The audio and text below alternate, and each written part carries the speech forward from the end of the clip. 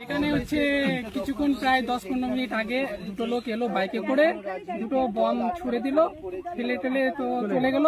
হতে পারে এটা বিরোধীদের চক্রান্ত, বিরোধী বলতে কারা?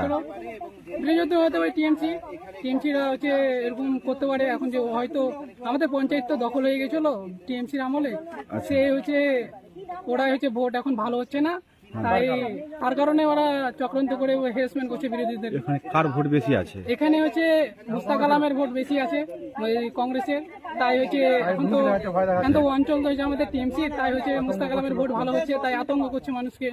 কি কি বোমা আছে বলো? এটা হচ্ছে মনে তো হচ্ছে কোটা বোমা, আমরা তো জানি না বংশ করতে, এতে কোটা আছে মানে কি কোটা বোমা হতে পারে।